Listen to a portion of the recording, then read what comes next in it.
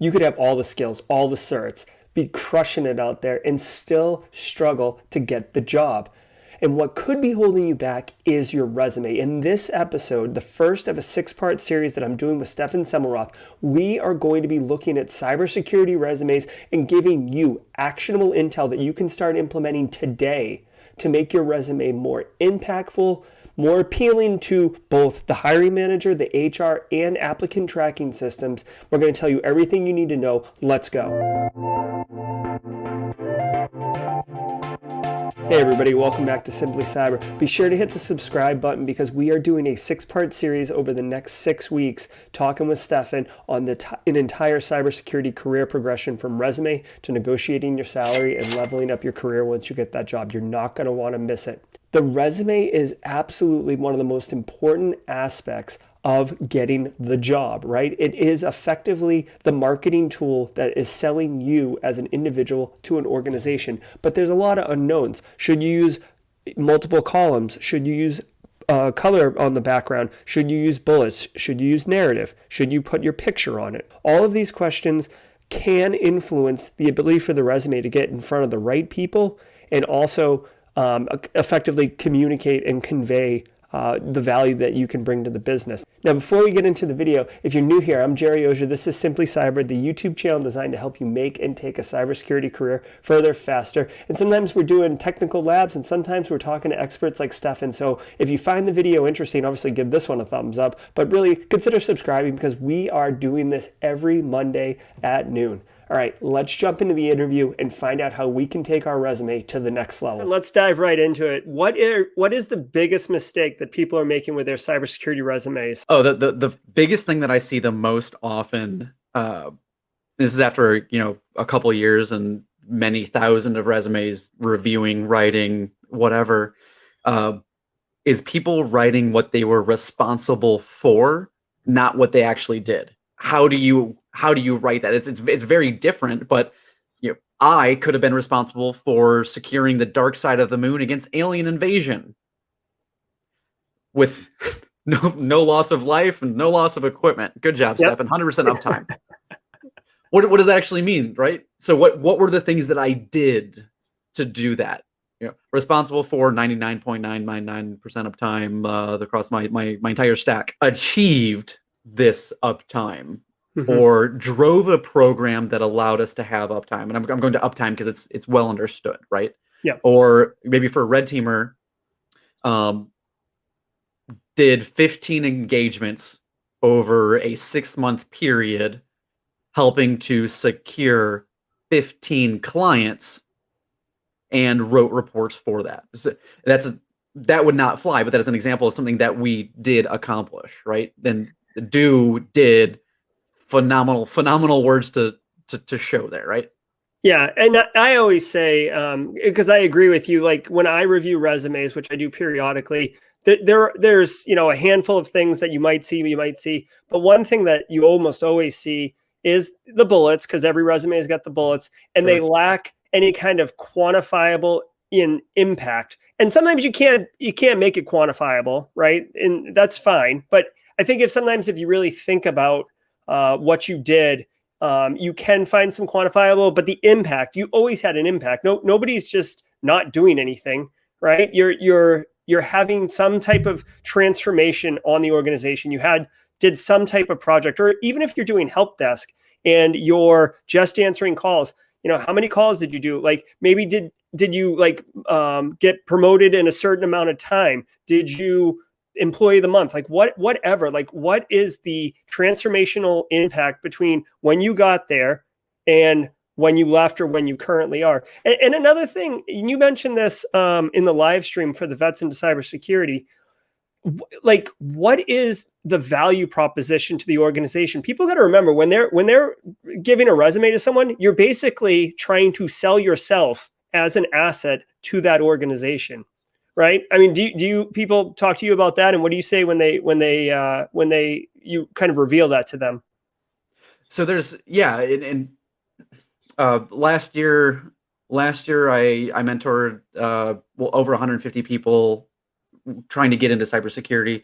This year will be more than that, but the takeaway there is I talked to a ton of people about these things specifically, it's maybe about 20% or so of people that I mentor that we actually talk about some of those questions. But when we do, the responses there are that they're usually blown away. So, like, hey, I want you to do X. I want you to be really good at Splunk. Okay, I'll be really good at Splunk. I'm going to show people that I can be the best in the world at Splunk. Great. But as we peel back the core and you keep asking why a company is really looking at hiring you, it's not really because they need Splunk. It's because that thing, whatever that thing happens to be, is important to them increasing revenue or decreasing cost. So that means the real question is that hiring managers and recruiters and HRs are trying to answer is, how much money can I either save or make by hiring you? And being able to show that you are a low risk person or a high achiever, and you change your risk profile there, can blow people's minds, because, oh, they're right. Security is a business objective, whether we're looking at tech, whether we're looking at blue team, red team, regardless, this must be a business outcomes objective, because there's a business outcome that they're hiring you for. Mm-hmm. So tell me about a time you overcame adversity. Tell me about a time you did this and that. All of those things are trying to drive that risk reduction down of you as a person to understand, can we gain more revenue or reduce our costs by bringing you on? Yeah, and it can be hard in security because security is a cost center. So it's difficult to sometimes map the correlation between return on investment on the individual. But I want to take a moment and dig Can I into riff something. on that? Yeah, go ahead. Yeah. Okay, so generally, yes, I agree that security is a cost center, but here's where I'm going to challenge you. When companies are looking at opening new markets, so either like a new geography, wanting to go into EMEA or APAC, or the federal government side, and we're even seeing this outside of like regulatory committees, et cetera, is security is often now the key to unlocking those markets. So we can directly attribute those new markets, or sometimes just new customers that are being more security savvy, to that security. And the anecdote I'll give there is, I can't give any names or companies because Chatham House rules, but a friend of mine is a high-level security practitioner at one of the companies that was manufacturing the coronavirus antidotes or vaccines, right?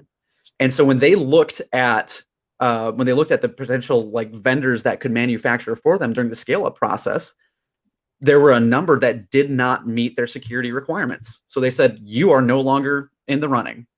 And then flash forward a year later, I can't give percentages or anything, but the majority of those vendors ended up going and being ransomwared, because every criminal cell, et cetera, knew that this was a big deal right now. And so they targeted companies that had that capability.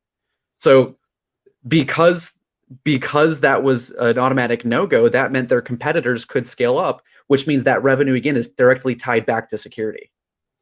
Yeah. Okay. So I can see that. And I will say that IT has slowly in the last like 2 years kind of fast forwarded with COVID, like the idea of digital transformation, how you can use IT to quickly empower a business to move more agile and take advantage of services. I see that with the security, unless you're talking about I guess competitive markets with, right, not just regulatory standards, but actually standards that an organization has for vendors that they're working through. I could see that. But I think it gets a little challenging when you're trying to correlate it to your individual who's an entry level, right? Who can come in and have a mapping to that business value of, well, if you hire me, I can do X, Y, and Z, and you'll be able to sell that. But I hear you. I like where your head's at, Stephen. And personally, I would love to see cybersecurity become less of a cost center and more of a business enabling capability for an organization. But we are seeing that, but that's not I apologize. I took us down a rabbit hole there. That's not resume. So I'll give it back to you No, for no, it's resumes. not resumes. But you know what? If you're watching this and you're wanting to work on your resume, this is some good like macro level stuff to be able to have in the back of your mind and actually kind of bring in to the interview. Now, one thing that you mentioned on LinkedIn recently, and I thought it was really cool, and it ties to what you were just saying about bullets and kind of impact, is you talked about understanding your stories, right? And you know, so can you kind of unroll that a little bit for the people listening? Oftentimes, when there's a technical interview, there's also the non-technical interviews.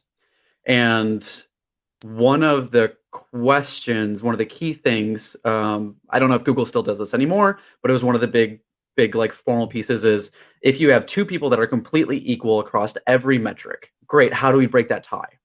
And the tiebreaker is generally, if we're on a layover for a business trip, would I want to be on that layover with this person? It does no Netcat, no Nmap, no Splunk, no Metasploit, no sys18. Yeah.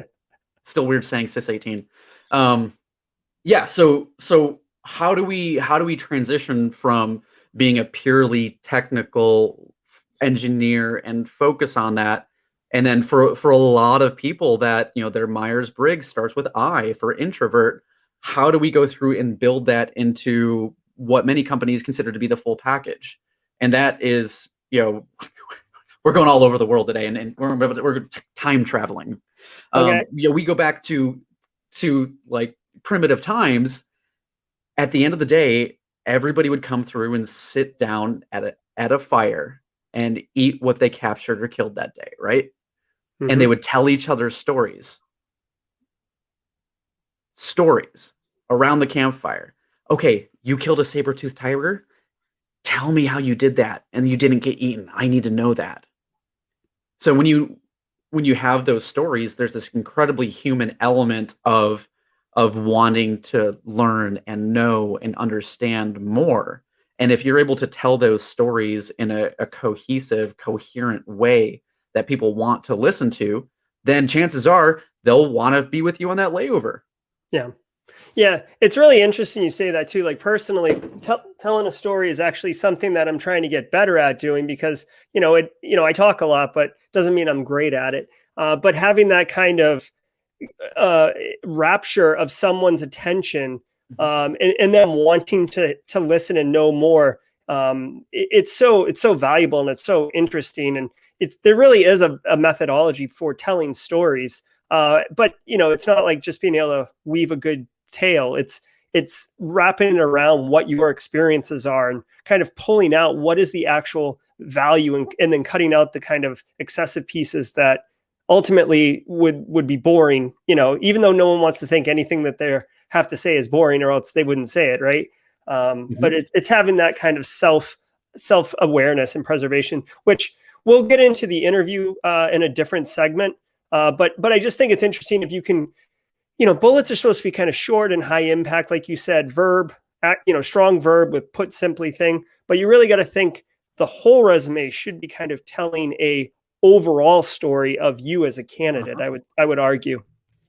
And I agree with that. So usually what I tell people is, the top, the career summary, which again, no one actually, when you sit, and I went through when I was building my recruiting company because I wanted to give really good feedback to my candidates.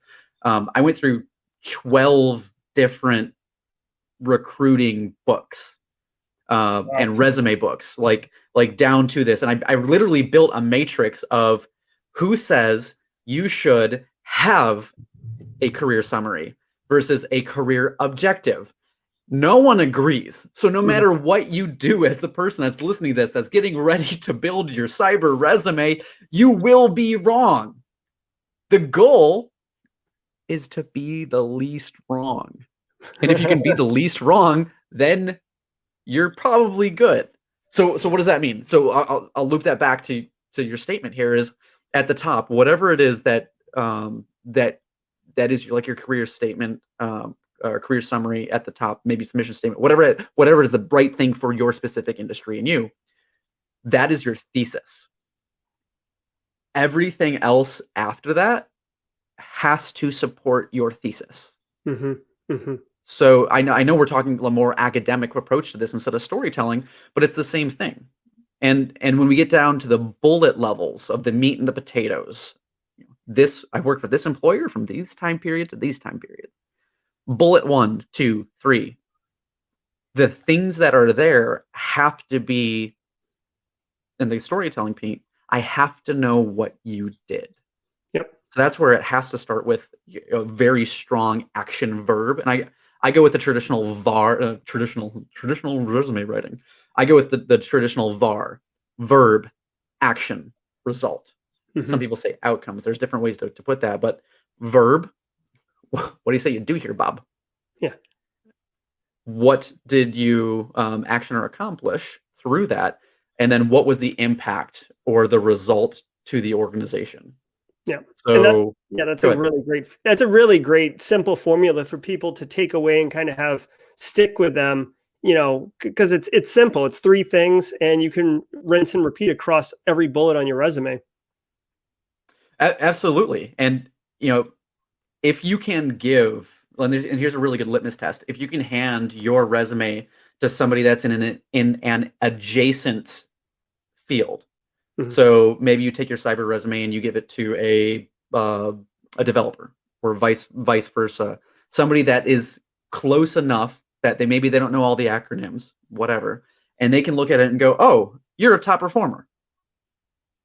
Then that's you've passed the litmus test. If somebody else in an adjacent industry looks at it and goes, and they don't have words and they shrug, then you failed the litmus test. Yeah. And the other piece of that is, it has to be somebody either in your industry or adjacent to your industry. I have, years now talking with people about this. Hey, Stephen, I've got a really amazing resume.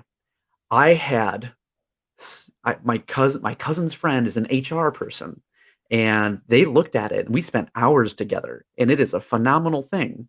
Oh, what industry are they in? Something absolutely different. Yeah. Well, that doesn't resonate with me, and I'm in your field. So we got to go back to the work. But it's great. I paid $1,000 for my resume. Cool. Were they a technical recruiter? No. Sorry, you made a bad strategic error. Yeah, exactly. And that's another really great kind of actionable takeaway, is to have that peer review effectively. And you know what? Another thing too, when you get peer reviews, really, hopefully the person reviewing it does give you objective, actionable feedback. And if you do ask for feedback, really in anything but resumes, don't take it personal, right? Like sometimes you tell people like, "Oh, this doesn't make any sense," and they get offended, like you said, or they've invested capital at which they don't want to feel like they made a mistake or that they wasted. So you really gotta be ready to receive feedback. But the point is to get a better resume.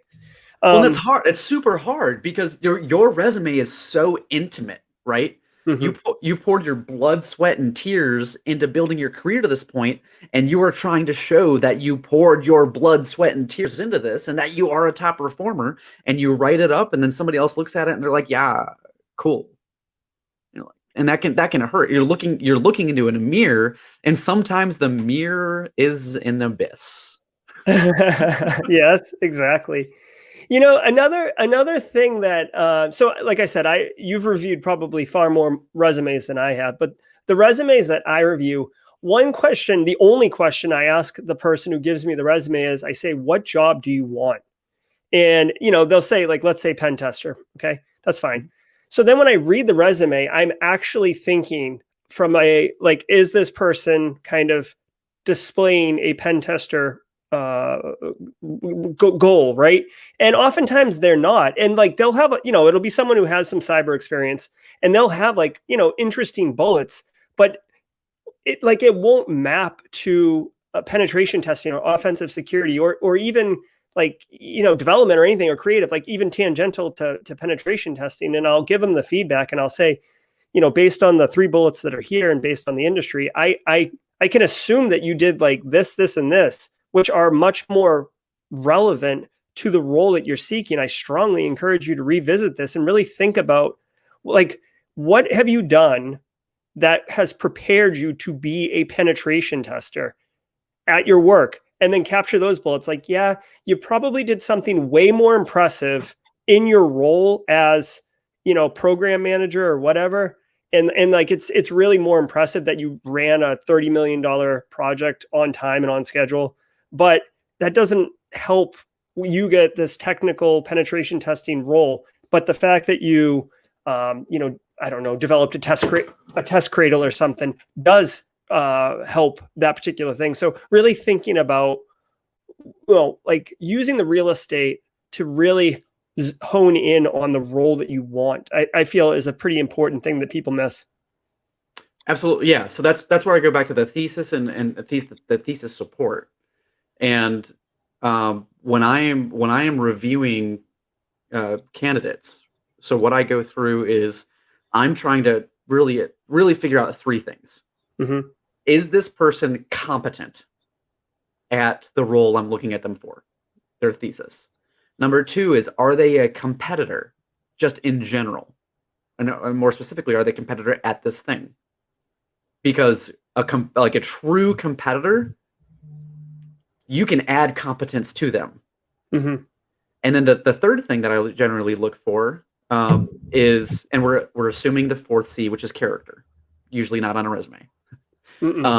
Usually the third thing I'm looking at is, are they a champion? And if I can really capture those three things, competence at the job, a competitor, and a champion, then I know that this candidate will probably be worth submitting. So can we pull on that just a little bit? So yeah, of course. Like personally, when I'm hearing what you're saying, and I'm kind of putting myself in the audience's perspective, like competency, I get, right? If I don't know something, I can go learn it. What was the second one? Because champion's the one I want to get to. What was the second? Competitor. I guess maybe are you basing that on like their history of growth and the way that they interact when they're talking to you about the resume? Is that kind of where that piece comes in? Or so actually that piece can come from a number of different things. Okay. So when I look at the attributes of what a competitor is, then I think a little bit differently maybe than other recruiting hiring managers that are out there. So if I see like Division I NCAA athlete, mm-hmm. well, this person understands a lot more than just running fast, mm-hmm. right? Teamwork, leadership, working under duress, et cetera, et cetera, et cetera. And I know that those skills will transfer over to the field that I'm looking in because they're going to want to succeed. Okay. Yeah. Yep. And then other times, like maybe they're going from a non-technical to a technical degree or a technical workforce. But I know that if they were, top 5% salesperson, what have you, again, that translates because they're going to want to be a top performer or top 1% on Hack the Box. Whatever. I mean, yeah. I see that too, all the time, or top 5% on Hack the Box or Try Hack Me. Yep. Yeah. Okay. So the competitor piece, that makes sense to me now. And now a champion, how would you qualify that? And how could someone become a champion, I suppose? Yeah. So there's a number of different ways to show that. That can be an award driven. I was the Cloudflare Partner SE of the Year last year. Mm-hmm. Great. I can clearly champion. When we look at other people, top performer, like we've switched over from competitor to showing results. Mm-hmm. And that can be anything like programmatical level. So I was speaking with a gentleman today that he took, and this depending on how we define champion, he took a failing program at a large health company and was able to rework all of the processes. They had the right people. They did not have the processes.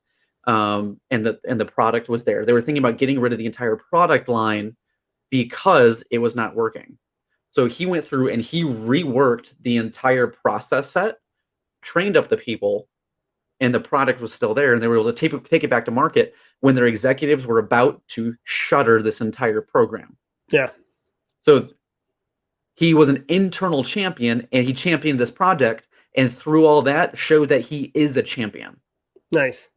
Okay, so yeah, I understand now those 3 C's and how people can get that or make move on that. It actually, to share a personal story, the last person I hired actually didn't have a cybersecurity background, and I hired them. They did have a networking background though. But one of the things that I remember very specifically as being kind of a key differentiator for me mentally was that this individual they had a hunger and an appetite to learn, and they wanted to be mentored, but there was no mentoring capability at their work. So he basically navigated the waters of the company and built a mentoring program for others. And then once the program got built up and started moving, then he entered the program himself and got the mentor that he wanted. And it was fully, funded and time allocated and everything like that. So he built something big for everybody, but really to drive, so he could get what he wanted out of the organization, and just creative thinking and, hard work and initiative. So, that was definitely part of the reason that I ended up hiring him. Yeah, absolutely. So grit, he exhibited grit. He exhibited curiosity and analytical mindset and the ability to get things done. And that is one of the key variables that transitions from a competitor to a champion is results and winning. Yeah, absolutely. So competitors are putting in the work. Champions have put in the work and won. Mm-hmm. Yeah, and so it's interesting because I just made the comment about make sure your bullets kind of relate to what you're wanting to do, but don't think that every bullet has to be about how you popped a shell or something, right? You can have other things, but they have to, like you said, Stephen, they have to kind of be a supporting piece of evidence around the thesis statement that is the kind of professional summary, professional objective of who you are as an asset to this potential company, and doing anything like building something that's not even cybersecurity related. This mentoring program still demonstrates your ability to execute and execute well. Where do you stand? Let's do a quick fire round, Stephen. Sure, where do you stand on the following things? Picture of your face on the resume. No. Where do you stand on having color anywhere on your resume? Okay. Where do you stand on having your home address on the resume? No. Okay. All right. What about having more than one page? Sometimes. Okay. You want to qualify it? Yes, I will. So the cybersecurity, there are so many different things that you have to show in order to work on it, which means we have to have entire tech stacks. We have to show that we have a home lab. We have to show that we're giving back to the community. We have to show all of these things because they're there's a number of different audiences that we have to sculpt our resume for that are going to be looking at it and reading it. So with that, generally, cybersecurity practitioners, at least at the individual contributor level, must show Splunk versus Security Onion versus a custom deployment of Elk, whatever that happens to be. They have to have at least some of those strategic level overviews in order to get through that. And when you add all of it up, usually 2 pages is about right for security. Mm-hmm. And then as you switch over to maybe you go in, because you can diverge, and I think we're going to talk about that later down the road, is when you do that divergence, what becomes important changes. So it's important to know who your audiences are as you're developing the resume. Yeah, and what job you're going for. Again, kind of back to that point of it's supporting whatever you're trying to accomplish. Good. So what about,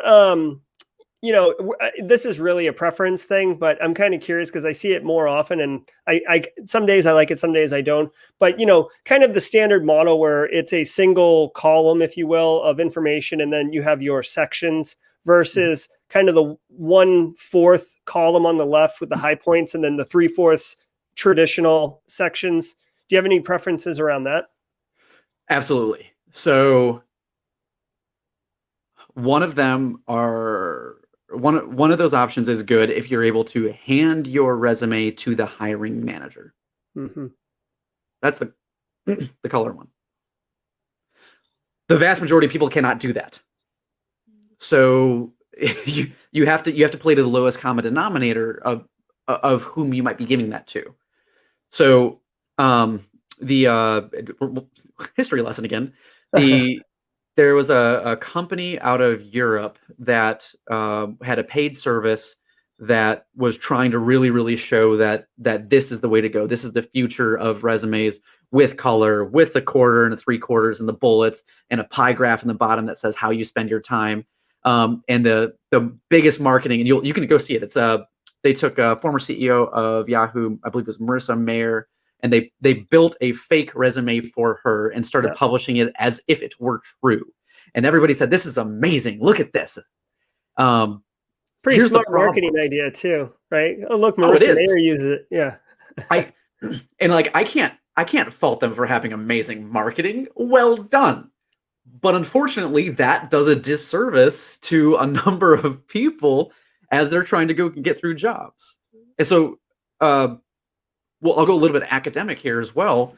There's basically 4 audiences that you have to consider when you're building your resume.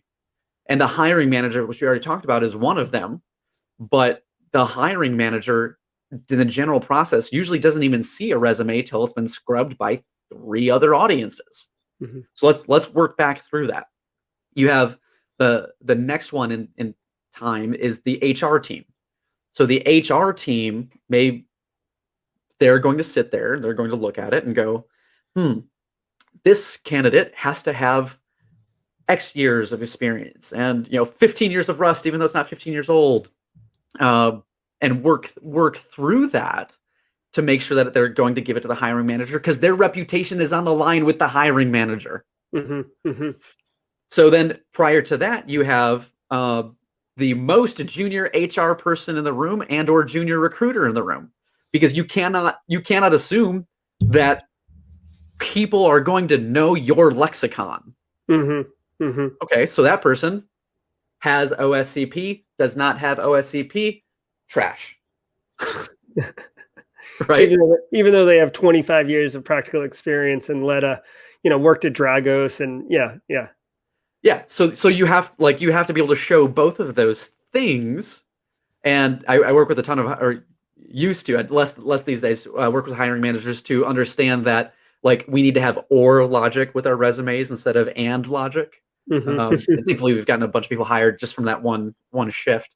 And then, working backwards, so we've got hiring manager, we have the HR team, we have the most junior, cruddiest, lowest common denominator recruiters and HR teams that are out there. Just assume that they're going to be bad people looking at your resume. So write simply, clearly, to the point, and show that you have what you do. And then the dreaded applicant tracking system. So the applicant tracking system, right? It can be super frustrating to work through them, because even if you know the hiring manager still might say, "Hey, submit your resume.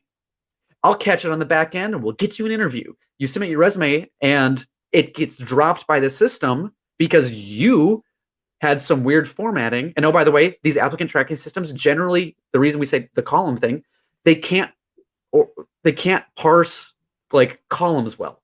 They mm-hmm. can't parse tables well. They can parse bullets well. So keep that stuff simple. KISS. Keep it simple, stupid. Please. I'm telling you. I'm begging. Y'all keep it simple. That's so interesting. Do you know how what percentage, or who's using the application tracking systems? Is it just Fortune 500? Is it just super large companies? If I submit my resume, mm-hmm. what is the likely? How can I predict whether or not they have an ATS in place? Yeah. So if you're submitting it through a web form, it's almost guaranteed that it's going through some sort of applicant tracking system. Oh, and there's a number of startups in that space that have scaled fairly well. I'm going to keep this agnostic and not say any of their names. Mm-hmm.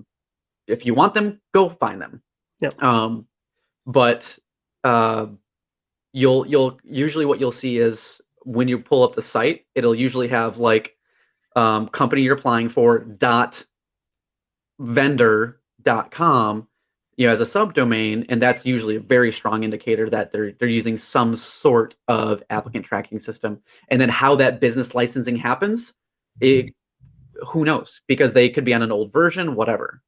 So yeah, I mean, if you're Pretty much, if you're using the web, there's probably some sort of ATS on there. Final question, Stephen, about the resumes, right? Because we've kind of covered, what you need to make it look like, what you need to avoid, what those bullets, which is super important, what their composition should be, strong verb, action, and what was the impact or outcome of it.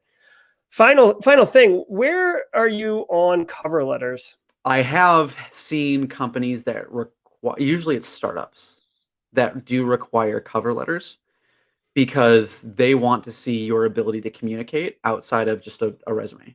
Mm-hmm. They really want to know your why. Like if I'm doing a startup, I need to know that you are all in on this and it's not just something that you're doing on the side. So you can kind of scope that in the cover letter.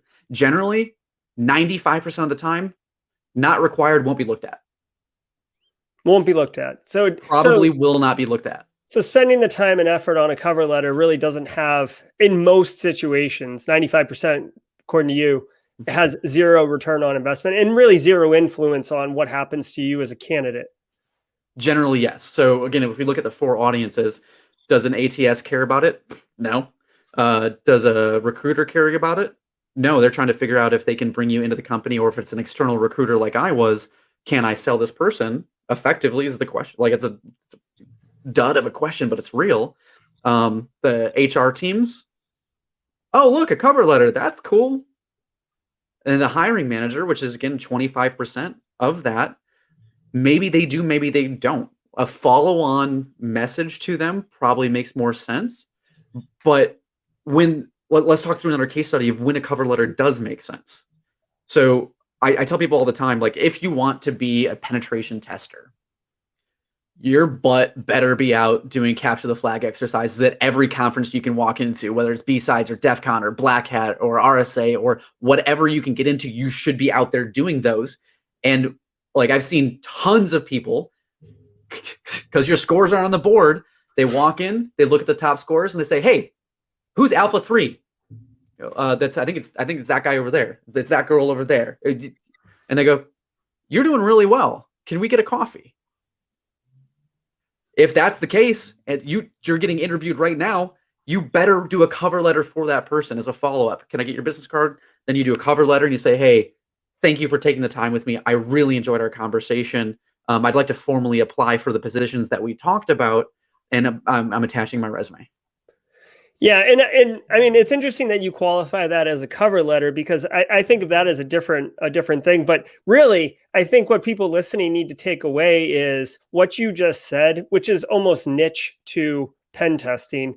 What you just said happens, and I know for a fact it happens all the time. It happens at Red Team Village at DEF CON. Typically, the CTF there, like the top 10 people, there's businesses waiting. They literally send representatives to the village with the job, with that's their function to be there, is to find those people. Carnegie Mellon University has another one that I think they take their top 1% of anybody that was in it. They just automatically write them letters of recommendation. Mm-hmm, mm-hmm. Yep. Yeah. So okay. All right. Well, so this is all really good. We know exactly how we're going to write our resume now. I know I said the cover letter was the last question, but Stephen, 2 things. One, how can people get in contact with you? And 2, because this is the resume episode, can you share your resume template with the audience as well? Absolutely. So I open sourced that a long time ago. Still update the resume template, and for anybody that wants, it's on the GitHub. It's on the GitHub. It's on my GitHub. It's free. It's open source. Use it. Share it. And what I recommend through that is open up the guidance first on it, because the guidance has all of the why, and it covers a lot of things that we talked about.